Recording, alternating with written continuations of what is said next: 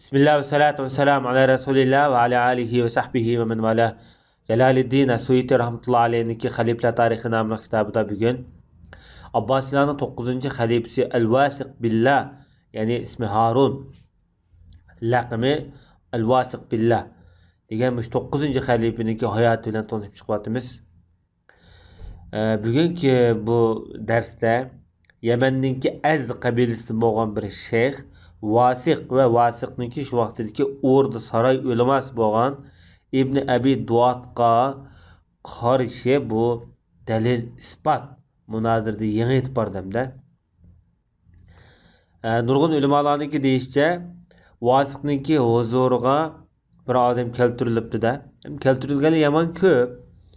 Bunun için bu adam baba bu öz memleketinden şu zincir kişilik bağlanıp Vasık'nın huzuruğa keltirilipti.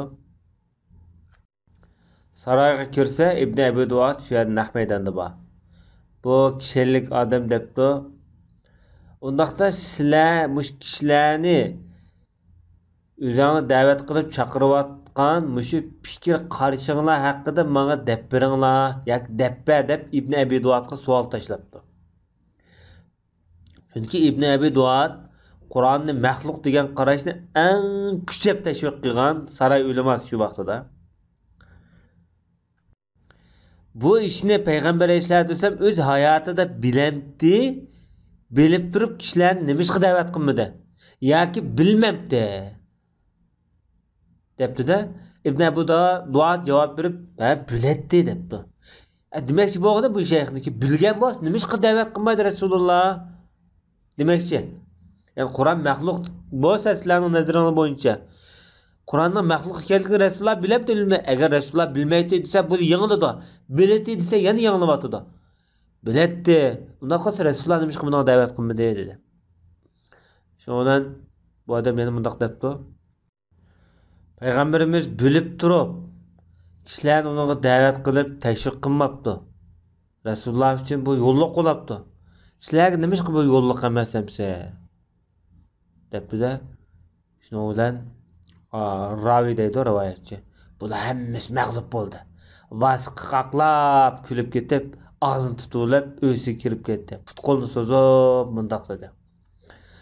Peygamber Aleyhissalatu vesselam çaqamıgan, davet qilmagan, sukut tutugan bu mesele bizge neme hal? Bizim hiç sukut tutmaymiz. Dep derhal 300 dinar berishga buyurdi. Ezdi qabilasiga adamga bu adamni derhal öz memleketiga qaytirishga buyurdi. Ondan keyin hech bir adamni imtihon sinmadi. Sınaqqa kirmadi. İbn Abi Duat şu kundan boshlab podshohning g'azabiga uchirdi. Bundan shuni ko'rib olishga bo'ldiki, vaqtida deyilgan, o'z paytida deyilgan yaxshi so'z bir ummatni, bir xalqni, ulamoni zulmdan qutqizib qola oladi. Qaranglar 3 xalifa hayatida nurg'un ulamalarga zulm sağan bu fikir oxirida mush yemenlik mush xalq mush kishiniki Alloh taolo tilida ko'rsatgan bu töhfasi orqali bu dalil isbot orqali bu zulm ko'tarilib ketdi ummatning ustidan. Yuqoridagi bu shayx bo'lsa ismi Abdullah ibn Muhammad al-Azdi, kunyasi Abu Abdurrahman degan kishi bo'lib İmam Ebu Davud, İmam Nesai qatarlıq hadis alimlerinin ustazı idi dedi. Allah rahmet kılsın bu şeyhke. İbn Abi Dunya'nın deyişçe El-Vasık Billah akpısma adam bulup terisi sarıqmaylırak sakallarına yaraşkan özüge. İşki gözde bir xil bir nokta var deydi. Nokta degan bir xil qora chekitdek bir narsa degan bo'ldi. Yahya ibn Aksam degan kishi mundaq deydi. Abi Talib oila tavobatiga, ya'ni Ali ibn Abu Talibniki oila tavobatiga hech kishi Vosiqdek ehson qilgan emas. Ular o'lib ketgan bo'lsa, hech qaysi kambag'al holatda o'lib ketmagan deydi. Demak, bu kishi Ali ibn Abu Talib Hashim jamoatininki bu bo'likiga, bu jamoatiga Alevi cemiyetiga pek yaxshilik qilganligi ko'rinib turibdi. Bunun burunqi sultonlar jiqdir bularga aziyat bergan, zulm qilgan, o'ltirgan.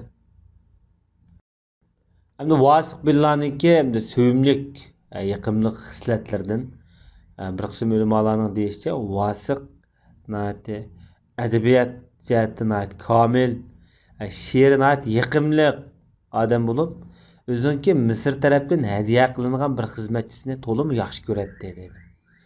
Uni bir kuni Vosiq g'azabini keltirib qo'ydi-da. Anda bu xizmatchining ba'zi xizmatchilarga mundoq deganligini anglab qolibdi. Azbiroy xudo, u tunginingizda mening gap qilishimni yoqtirmaydi, qanday qilaman, o'zi qochirdi degandek gapda. Vosiq shuni bilan mundoq debdi-da, bu anglab hamda. Bu gapni anglagandan keyin bu Vosiqniki she'r orqali buningga javob beryotdi-da o'zi xizmatchisiga. Mening dardimda, azobimda ko'ygan, shundan faxrlangan odam, xizmatchim, sen bir o'zing kuchining yetishicha ba'zi sal yo'ldan chiqib qolgan yoki qiyib ketgan bir farishta sifat odamsan yoki qulumsan demoqchi. Agar havoyi havaslar, orzular bo'lmagan bo'lsa, ikkilimiz tang bir qadarda mangan bo'ladi. Onundan bir kun bir yorug'liq ichilgan vaqtida sen cho'qim boshqa bir narsani ko'rsa deb. Bu orqali hamda buniki ko'ngilni chiqtirishyapti bu she'r orqali.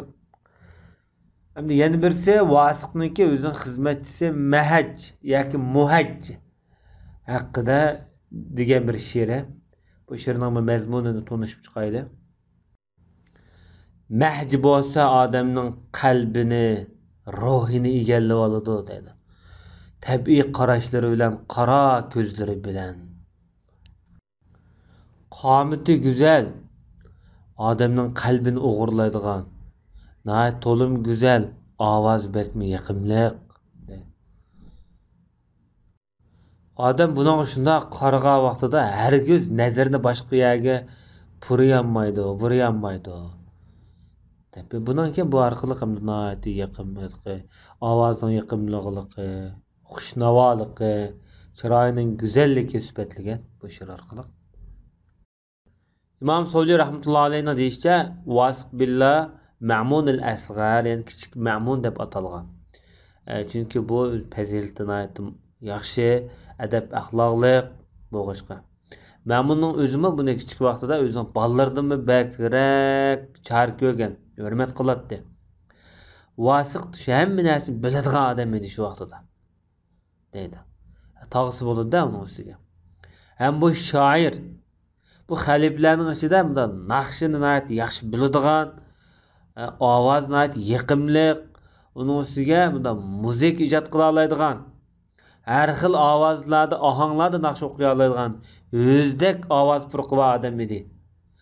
Uning ustiga shu muzikani yaxshi chaladi deydi.